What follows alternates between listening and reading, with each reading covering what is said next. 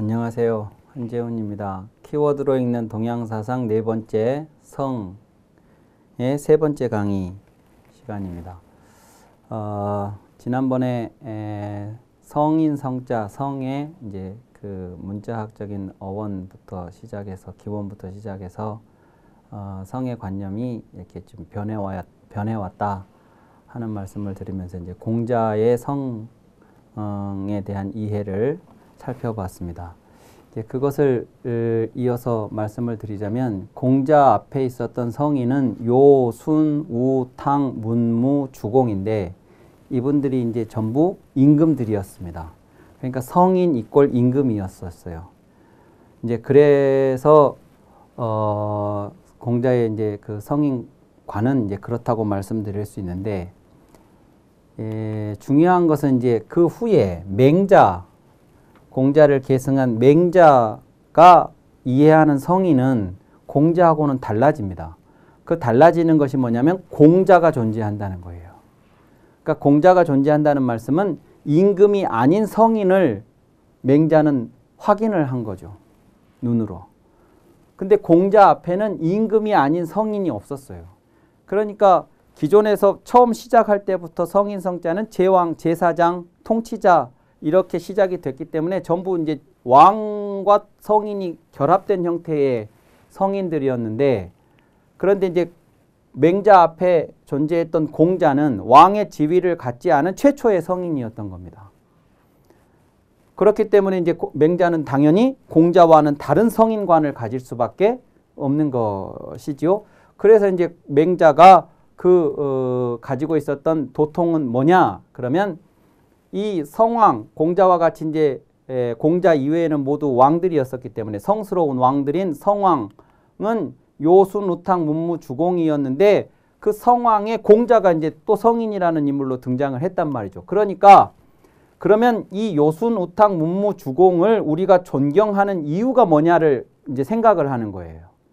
이분들하고 공자를 같은 맥락 안에서 이해하려고 그러면 제왕이라는 개념으로 이걸 이해를 하려고 그러면 여기서 단절이 되게 되죠. 근데 그게 제왕이어서 이분들을 우리가 추앙하는 것이 아니고 성인이라서 추앙을 하는 거다. 그러니까 성왕의 본질은 성인이다. 그 개인이 성인이라는 데 있다. 그리고 제왕은 일종의 옵션이다. 이렇게 생각을 하는 것이죠. 그래서 공자는 왕이 되지 못했다. 그게 공자의 의지나 공자의 잘못 때문이 아니라 공자에게는 왕이라는 지위가 허락되지 않은 것뿐 공자가 내용적으로 봤을 때 이 앞에 있는 이분들하고 비교해보면 하나도 못할 것이 없고 오히려 맹자 같으면 이제 이 세상에 인간이 태어난 이래로 공자만 한 분은 없다. 이렇게까지 선언을 하니까요. 맹자는. 그래서 이제 성인에 대한 우리들의 이제 시야가 완전히 달라질 수 있는 그 계기를 마련해 준 분이 공자다. 공자 스스로는 그런 생각까지 나아가지는 못했지만 공자가 존재함으로 인해서 공자 이후에 성인에 대한 이해는 완전히 다른 차원으로 넘어가게 된다. 이런 것입니다. 그래서 이제 맹자가 잘 아는 이런 말. 사람은 누구나 요순이 될 수 있다. 이 말을 이제 합니다. 공자는 자신을 성인이라고 하는 그 이야기에 손사래를 졌고 또 제자들이나 누구에게도 성인이 되라고 권하지 않았습니다. 그러나 맹자는 적극적으로 권합니다. 우리는 누구나 성인 요순이 될 수 있다. 이렇게. 그리고 이런 얘기도 하죠. 순임금도 사람이고 나도 사람이다. 이럽니다. 순임금과 나를 똑같은 사람이라고 얘기합니다. 그러니까 맹자의 이 말 이전에 요순은요. 우리가 감히 범접할 수 없는 사람입니다. 인이라고 하는 그 최고의 개념보다도 더 상위에 있는 개념이 성이고 그 성의 가장 이상적인 구현체가 요순인데 근데 지금 맹자는 그 요순이나 우리나 똑같은 사람이다 이렇게 얘기를 하는 거죠. 그런데 똑같은 사람인데 사람 자체로는 똑같은데 순임금은 천하의 법이 되시고 후세에까지 전해지거늘 순임금이 살아계셨던 그 당시 천하의 법이 되었습니다. 사람이 법입니다. 그냥 순임금 자체가 법입니다. 순임금대로만 하면 됩니다.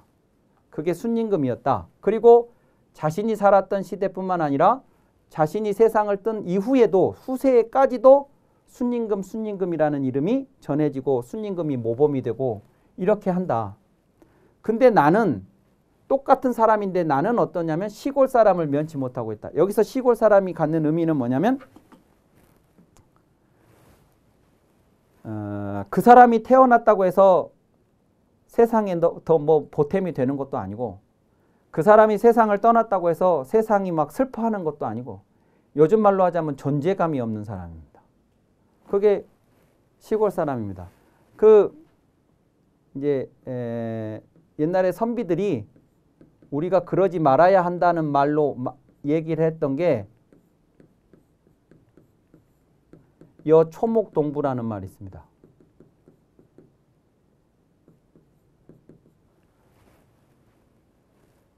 요게 요건가요? 예. 썩을 붙자 초목과 더불어 함께 썩는다. 그러니까 저 산과 들에 지천에 널려 있는 풀과 나무들, 그 수많은 나무들 중 하나하나를 우리가 다 기억하지 못하죠. 그것들이 태어나서 그것들이 죽어서 그것들이 썩어 없어져도 아무도 관심 갖지 않습니다. 그리고 그것이 큰일 났다고 하지도 않습니다. 내가 저 초목들과 똑같이 썩어서 없어지는 그런 존재여서야 되겠냐. 이제 이런 말입니다.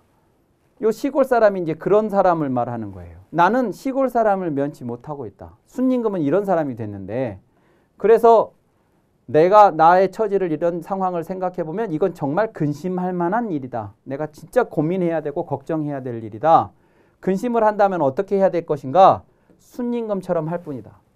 내가 순임금하고 똑같이 하면 나도 순임금 된다. 순임금은 절대로 우리가 도달할 수 없는 사람이 아니다. 나는 얼마든지 순임금처럼 할 수 있는 사람이고 순임금처럼 하면 나도 순임금이 될 수 있는 존재다. 이 얘기를 합니다. 이게 성인을 더 이상 신화 속에 신격화된 인물로서가 아니라 우리 보통의 인간들과 동류라는 말을 쓰죠. 맹자가 직접 동류라는 인식 위에서 바라보고 있다는 점은 맹자 이전에는 찾아볼 수 없는 완전히 새로운 선언입니다.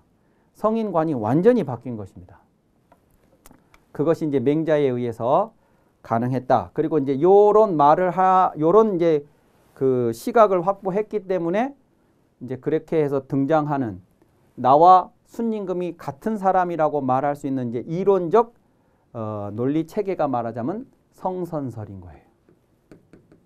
성선. 우리 인간은 모두 선한 본성을 가지고 있다 하는 그것이 이제 저런 선언을 할 수 있었던 배경, 이론적 학문적 배경이라고 말씀드릴 수 있겠습니다.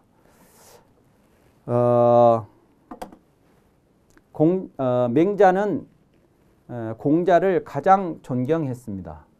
아까도 말씀드렸듯이 이 세상에 사람이 생겨난 이래로 공자와 같은 분은 없다. 이렇게 이제 강력하게 얘기를 했으니까요. 그래서 공자를 가장 존경했는데 공자에 대해서 이제 여러 언급들이 맹자에 등장하는데 그 중에 하나가 이겁니다. 나는 공자의 제자가 되지는 못했지만 이게 맹자한테는 엄청나게 아쉬운 대목이었던 것 같아요. 내가 공자의 시대에 태어나서 공자를 직접 뵙고 공자의 제자가 됐더라면 이 안타까움이 있었던 것 같습니다. 그러지는 못했는데 나는 다른 사람에게서 사숙하였다라는 말을 합니다. 사숙이라는 말은 이 숙자가 선자의 의미입니다. 착할 숙 이렇게 되죠. 그러니까 이제 갑이라는 사람이 있다면 이 갑이라는 사람이 혼자서 이렇게 생활하면서 혼자서 알고 혼자서 깨닫고 이렇게 하지를 못하고 누군가로부터 영향을 받아서 내가 거듭 태어나게 됩니다. 이제 스승이라고 하는 어떤 사람에 의해서. 그래서 이제 이 스승의 제자가 되고 이 스승의 가르침으로 인해서 이 사람이 전혀 다른 사람으로 이제 탈바꿈을 하게 되죠. 이런 것이 그 이전보다 그 이후가 스승의 가르침을 받은 이후가 이 갑을 더 좋은 사람으로 만들었다 하는 점에서 이 숙자를 쓰는 거예요. 그러면 이 스승으로부터 내가 이 숙이라고 하는 영향을 받을 때 나는 이 스승을 찾아가서 제자 되기를 청하고 스승으로부터 제자로 받아들여지고 그래서 스승으로부터 가르침을 받고 그 과정을 통해서 내가 이제 이렇게 되겠죠. 그러면 이게 이제 공식적인 과정을 밟아서 내가 이 스승의 영향을 받는 겁니다. 그런데 이 맹자는 공자를 만약에 같은 시기에 태어났다면 100번이라도 찾아가서 제자 되기를 청했을 테지만 공자가 이 세상에 안 계세요.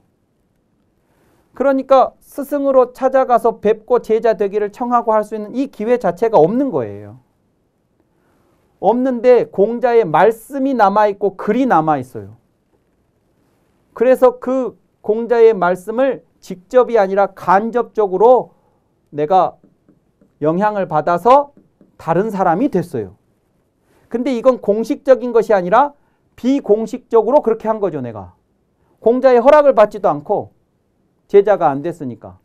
허락받지도 않고 그냥 내 개인적으로 공자를 스승이라고 생각하고 공자의 영향을 받은 것이죠. 그게 사숙이에요. 사숙. 내가 직접 제자가 되지는 못했지만 내가 개인적으로 공자의 허락은 받지 않았지만 내가 공자의 영향을 받아서 나는 완전히 다른 사람이 됐다. 이렇게 증언하고 있는 것이죠. 맹자가 한 이야기 중에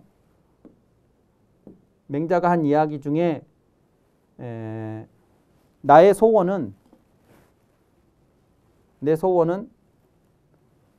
공자를 닮는 것이다 라고 하는 말이 있습니다. 이게 소원학공자, 이거 추사 김정희 선생의 글씨입니다. 소원학공자. 이제 공자와 맹자에서 보면 공자와 뭐 백이와 이윤과 뭐 이런 분들을 이제 쭉 열거를 하면서 이분들이 각각의 이제 어느 측면에서의 성인의 면모들을 갖춘 분들인데 그런 성인들 중에서 내가 닮고 싶은 분은 공자다. 이런 표현을 합니다. 소원학공자. 내가 원하는 것은 공자를 닮는 것이다. 이때 배울 학자는 본받다라는 뜻입니다. 본받아서 닮고 싶다 하는 거죠. 맹자의 소원은 공자를 닮는 것이었어요. 그럴 만큼 이제 공자를 존경을 했죠. 그런 공자를 통해서 그 이전의 성인들을 보는 겁니다. 맹자는. 그러니까 공자가 그냥 그 왕들이었던 성인들을 보는 거하고는 완전히 다른 각도에서 볼 수밖에 없는 거죠. 프리즘 자체가 다른 앵글을 가지고 있었던 거다고 볼 수가 있으니까요. 앞에서 지난 시간에 이 그림을 설명을 드린 적이 있습니다. 육아까지 설명을 드렸죠. 근데 이제 우리는 어디로 이야기를 넘어가야 되냐면 이제 성리학으로 넘어가야 하겠습니다. 그래서 이제 이 공자 맹자의 이 춘추 전국시대의 육아로부터 성리학까지의 과정을 좀 살펴볼 필요가 있습니다. 바로 성리학으로 넘어가서는 성리학과 이 유학, 공자 맹자의 유학이 어떻게 다른지가 잘 드러나지가 않으니까요. 이 춘추 전국, 특히 전국시대를 통일한 사람이 통일한 나라가 진나라입니다. 진나라. 그러니까 이제 몇백 년간의 그 전란을 어쨌든 통일을 시킨 것이죠. 이 진나라가 통일을 시킬 때 사상적 배경이 법가사상이었습니다. 법가사상. 이 법가사상이라는 것은 간단하게 말씀드리면 국가 전시체제, 비상체제 속에서 사람들을 국가가 시스템 안에서 감시하고 처벌하는 그런 기제가 작동했던 이제 그런 형태의 사상이 법가 사상입니다. 이 법가 사상이 이제 예를 들면 이게 중국이다 그러면 이 황하강 유역 여기가 문화의 중심지입니다. 진나라는 여기예요. 진이라는 나라는 그래서 이 문화의 중심지로부터 좀 떨어져 있는 지역입니다. 여기는 이제 문화 뭐 학술 사상이 이제 꽃피웠던 지역인데 이 지역에서는 법가라는 이 사상이 뿌리를 내릴 수가 없어요. 왜냐하면 이 소위 말하는 지식인들이 이 사상을 받아들이지를 않거든요. 이거는 인간의 삶에 부합한 사상이 아니다. 이렇게 이제 그리고 정치가 이렇게 가서는 안 된다 하는 생각들을 이제 하고 있었으니까요. 지식인 계층이 여기 많이 있어서 법과는 여기에 뿌리를 내리지 못합니다. 그런데 그게 이제 문화로부터 이제 한참 떨어져 있었던 이 진이라고 하는 일종의 이제 학술이나 사상적 측면에서 봤을 때는 훨씬 이제 그 백지 상태에 가까운 그런 사람들이 살고 있었던 곳에는 이 법과 사상이 뿌리를 내릴 수가 있었습니다. 뭘 모르니까. 좀 심하게 얘기하면. 그래가지고 이제 국가가 백성들이 이제 말하자면 깨지 못한 백성들을 대상으로 이것을 이제 강력하게 적용을 해가지고 전시체제로 동원을 해가지고 이제 백성들을 이제 옥죄고 하니까 단시간에 강력한 힘을 발휘할 수는 있었죠.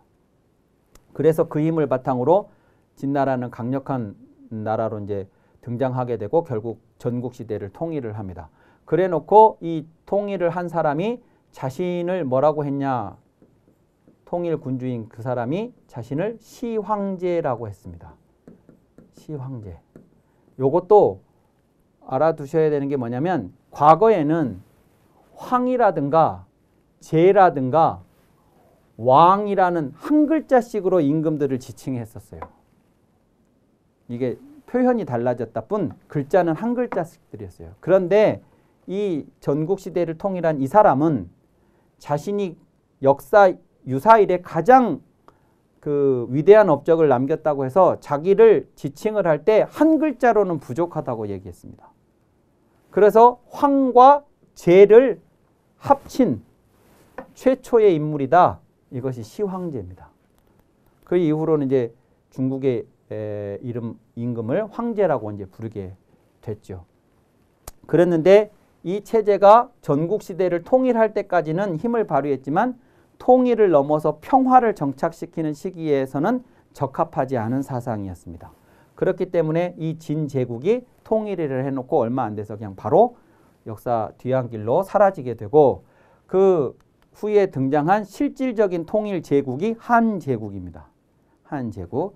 그래서 이제 이 한나라가 통일 제국으로 등장하면서 이 전 왕조인 그 진이라는 제국이 법과 사상 같은 이 정치 사상을 채택해서 실패한 것을 이제 경험을 했기 때문에 그런 방식이 아니라 이제 유술이 유학 요겁니다. 공맹의 유학의 학술, 육아의 학술을 독존적인 위치에 놓고 이제 그 통치 이념으로 수용을 하게 됩니다. 그러고 이제 몇백 년을 통치를 하게 되죠. 그러고 이제 한나라가 나중에 위진 남북조 시대로 이제 분화하게 되는데 재미있는 것은 뭐냐면 한나라 말기에 불교가 중국으로 처음 들어온다는 거예요. 불교가 들어왔을 때는 뭐 이제 저 인도 티벳 이쪽 지역에서 이제 이 동쪽으로 넘어왔는데 그 불교 경전이 그 지역의 언어로 팔리어라든가 뭐 이제 이런 그 버머로 쓰여진 그 경전이 그대로 넘어왔습니다. 근데 그것을 중국 사람들이 읽을 수가 없죠. 그러니까 이제 불교가 처음에 전래는 됐지만 불교에 이제 이렇게 넓게 퍼질 수가 없었습니다. 근데 위진 남북조 시대가 열리면서 한족이 말하자면 남쪽으로 밀려 내려오고 이민족이 중국의 북쪽 지역을 지배를 하는 일이 벌어지게 됩니다. 그래서 남조와 북조 두 개의 이제 황제가 공존하는 시기가 위진 남북조 시대입니다. 근데 이 북쪽 지역을 통치했던 이민족인 위 정권이 어떻게 하느냐 그러면 이 불교가 한문으로 번역이 되는 그 일을 적극적으로 지원을 합니다. 그래서 불교 경전이 한문 불경으로 바꿔져요. 번역이 됩니다. 그러면서 이제 중국인들이 읽을 수 있는 불교 경전이 나오게 됐고 그 영향으로 이제 이 남북조 시대를 통일한 수나라를 이었던 당 이 시기에 특히 이 당나라 때 오게 되면 불교가 당나라의 이제 지배 사상이 되고 중국을 넘어서서 동아시아 전체가 불교 문화권으로 들어가게 되죠. 우리나라 삼국시대를 포함해서. 그러니까 글자조차도 읽을 수 없었던 경전을 가진 불교가 어떻게 몇 세기 만에 동아시아 전체를 지배를 할 수 있었는가 하면 거기에는 한역이라고 하는 한문으로 번역하는 이제 저 역사가 있었고 그것을 바탕으로 해서 이제 수나라를 거쳐서 당나라 그리고 당나라 이후 5대 19까지 지속적으로 이제 불교가 발전을 하는데 그 발전의 최번성기를 지난 다음에 결국 다시 불교는 부패를 하게 됩니다. 그래서 이제 사회 통치 이념으로서의 불교가 한계를 드러내게 되고, 그러니까 불교 자체가 문제가 아니라 불교를 표방한 사람들이 이제 부패한 권력 기득권층이 나타나게 되면서 불교에 대해서 이제 회의하게 되면서 다시 한나라의 멸망과 함께 유학을 폐기를 했었는데, 그리고 이제 불교에 관심을 가졌고 도가사상, 청담사상 이런 위진남북조 시대에 요 남쪽으로 밀려내려온 한족들이 가진 그 보여준 경향성이 우리가 이제 중림칠연 뭐 그러면서 청담사상 하는 그런 것들이었거든요. 그래서 불교, 도교가 이제 각광을 받다가 다시 당나라 말기부터 유학에 대한 새로운 주목을 하게 됩니다. 그 대표적인 인물이 한유죠. 한퇴지하는 한유, 이고 뭐 이런 사람들이 이때 등장을 합니다.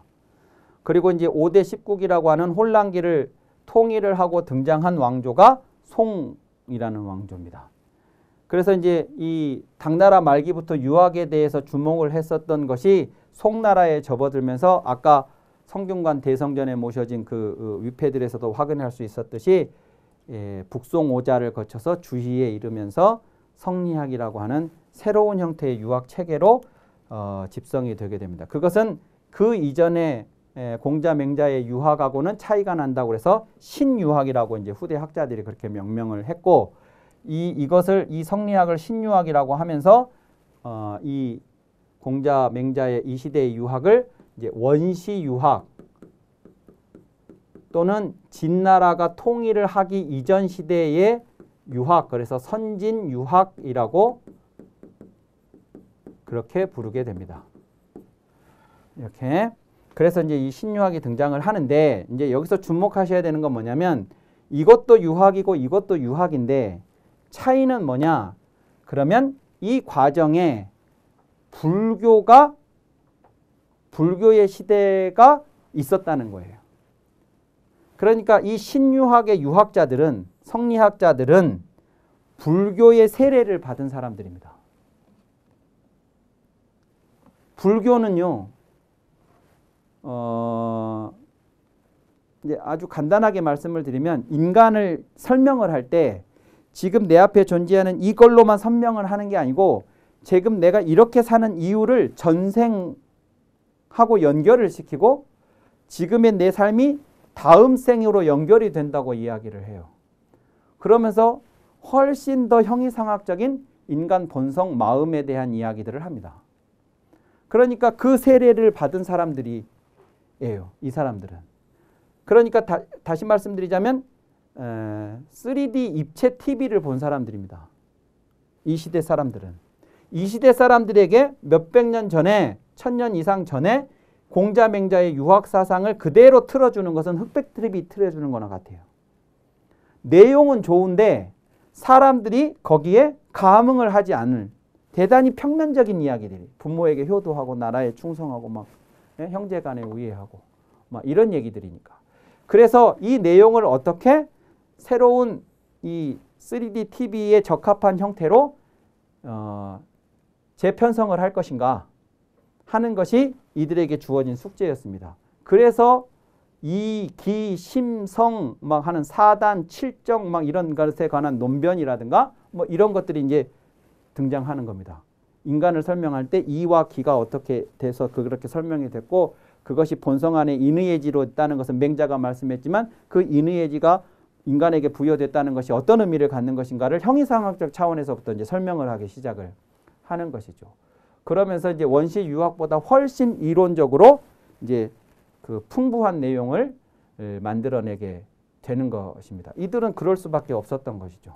이 사람들이 이 시대로 내려온 것이 아니라 이 시대에 태어난 사람들이 이걸 받아들였기 때문에 이걸 그렇게 재해석을 할 수밖에 없었다 하는 것입니다. 당연히 이제 그렇게 되면 이 사람들이 생각하는 성인에 대한 관념도 당연히 달라질 수밖에 없고 또 그 성인을 지향하는 우리들의 역할도 당연히 달라질 수밖에 없다 하는 것을 우리가 예상할 수 있습니다. 그에 관한 이야기는 다음 시간에 이어서 말씀드리도록 하겠습니다. 오늘 강의는 이것으로 마치겠습니다. 감사합니다.